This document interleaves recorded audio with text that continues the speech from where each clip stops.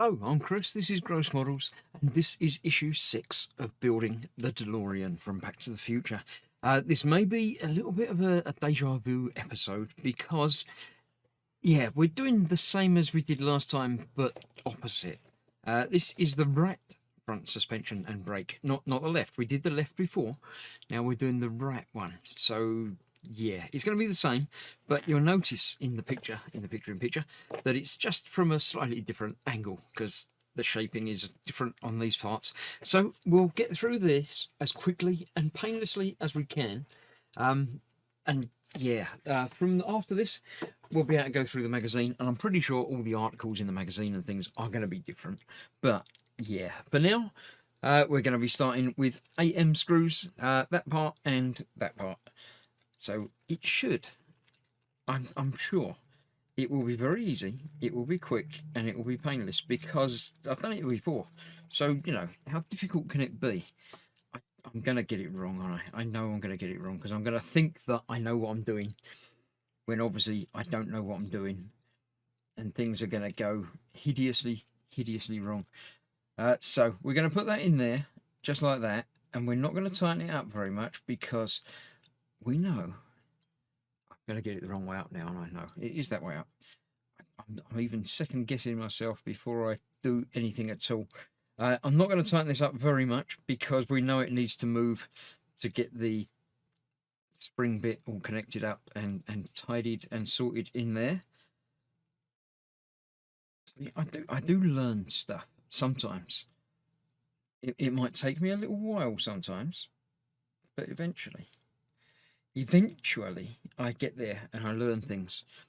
So I'm going to tighten it up more than that because that's not very tight at all. But we'll have to come back and adjust and tidy and tighten this up afterwards anyway, because we know we do.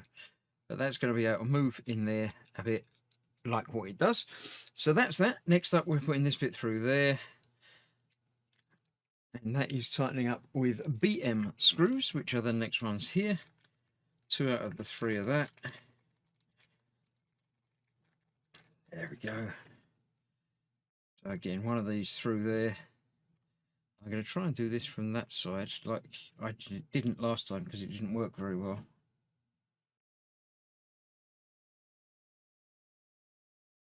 Is that lined up? Is it? Could it be?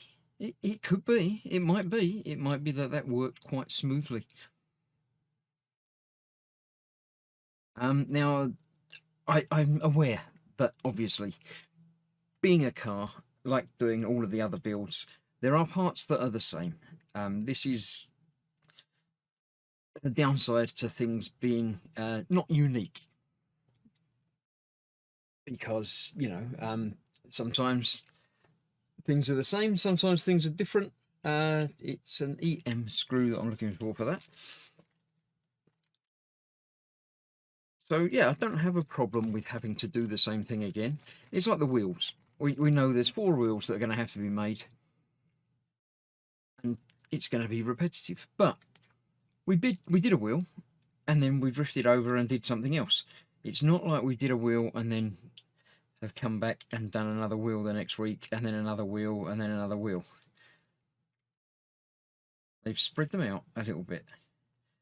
So why did they not spread out this a little bit? It feels very I don't know. I don't know how to describe how it feels, but it feels like I don't really want to be doing this week after having done it last week. I mean, I say week, but obviously, being that these are monthly deliveries, it's not been a week since I did it. It's actually the next day. It might have even been the same day for a lot of people doing these builds.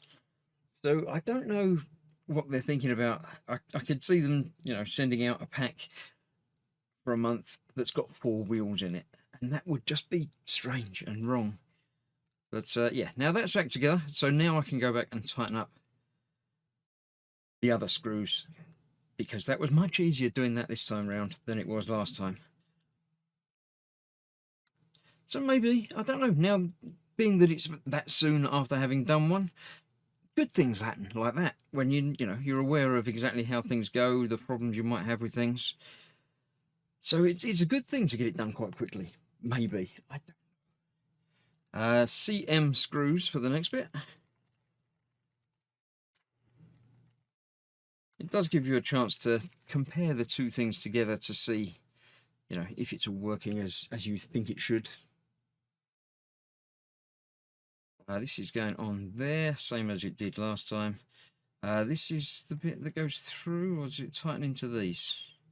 No, it goes straight through that and tightens into the inside part of that. So I'm going to get the other one in and tightened into there a little bit. Go. Then that goes that way up into there. So let's get one of those on there. Pop that down. Got it just about the right tightness. Tightness. I tightened it the right amount, so it all fits together properly. That goes in there. The other side all the way in, so that holds that in place. Next up is the bit that's the complete opposite of the last one that we did. No, it's not right, is it? I've missed it. I've messed it up somehow. Somehow it slipped out of alignment. Let's loosen that off. Get it lined up again. Touch up that paint on there a little bit. I'll see how it goes. It might be that it's going to be completely invisible behind everything, so I might not have to worry about it. We'll find out down the line. If I do a little bit of black paint on there, it's not going to be the end of the world. That's that. Now this is the piece that's completely reversed to last time. So that's going in there, that's going in there, and the DM screws holding that in place top and bottom. Two of those out. I think there's another one to use for something else in there, because there's certainly two spares, which is unusual in those.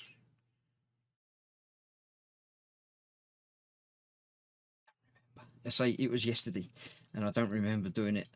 I remember doing it, but I don't remember exactly how everything fits together. Let's go through into that bit. Like that, and then the one on the top does exactly the same. But in the top, it's got an R on there, so you can see that it's the correct one, which is obviously going to be useful as well once it's assembled, because yeah, R on the bottom there as well. You might not be able to tell which one's which very easily, so having the letter on there is quite convenient. Right, tightening that down on there. Cool. That's just as loose as the other one was, so I'm sure that will be fine. The little spring goes over the little cover, and yeah, DP screw.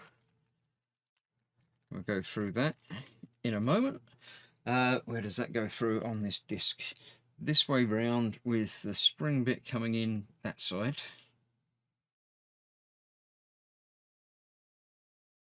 Going through there. It does. It did on the last one. Put it the right way round.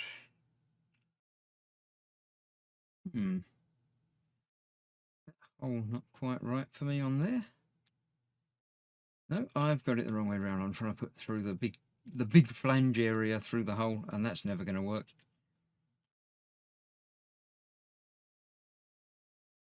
There we go. A little bit trickier than I remember it, but maybe my fingers are not quite so dexterous today as they were the other day. This is the bit that's sort of tricky, because you need to tighten the screw into the plastic bit while you're holding the plastic bit, because it will just turn. Pushing it in there quite hard, and that is not tightened up nearly enough. There we go, that's working now. That's in there, so we've got that bit sprung. Not entirely certain what they connected up to last time. I don't recall it being a thing. Right, an AP screw. One AP screw is holding that onto there. Again, put it that way round. That on there. Screw in the one hole, 2 pegs going through the other 2 holes. Once again, there's a big R on there, so you know which side you're dealing with. That's how that looks after fitting. It does indeed. The DM screw, I knew they was going to use the other DM screw. That's that one. That's all the spares. DM screw is holding this onto there. That way around. Yes, because that's the steering bit. This goes down onto there. Like that. Oh, that's the bit that, yeah, I thought it might, but it didn't seem to on the other one so well. We'll see how this one works. That's the bit that sort of locks it up and down. Well, not down, not up, because locking it up is the magnet. Get that through there, that through there. Let's line that up in the hole. Get that. Tightened up in there. Let's just make sure that works. Yep. Yep, let's get that tightened up on there then.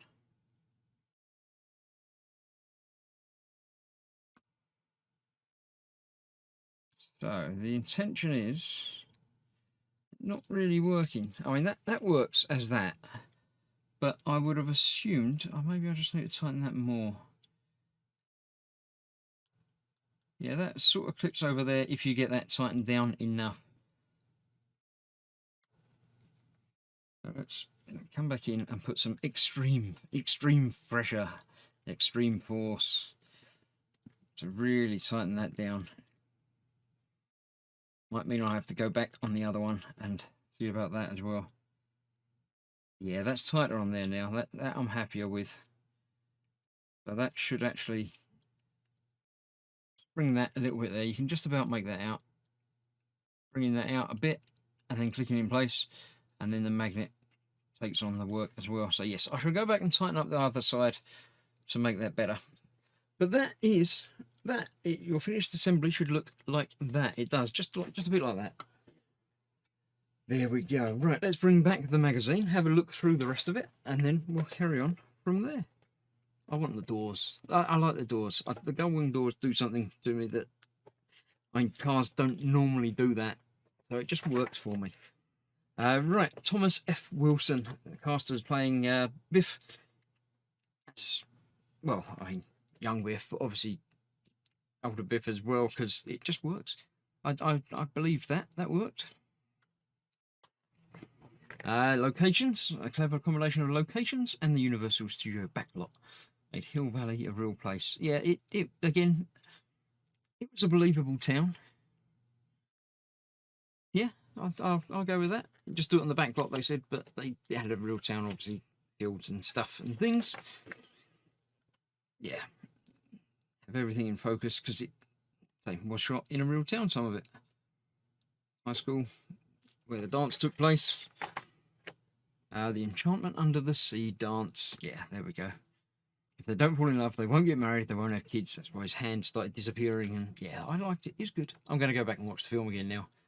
Right, in the next issue, which isn't yet because I'm waiting on the delivery of it, we get the steering rack and front plate. So this is going to obviously build up. I assume these are they're the parts, and that's what it's going to look like when it's completed. So the steering bits obviously connect up to the 2 parts that we've just got there, and then obviously the wheels will go on and everything else. So that's that. Yeah, that was the parts that I've just done. Much the same as last time, but a little bit different in that it was backwards, sort of. So thank you very much for watching issue 6. I shall see you very shortly for issue 7. There are other videos coming up. I'm still managing to do daily releases of my partwork videos, so keep an eye on the channel if you want to see more things being built. And I shall see you soon for this and others. Thanks for watching. Bye-bye for now.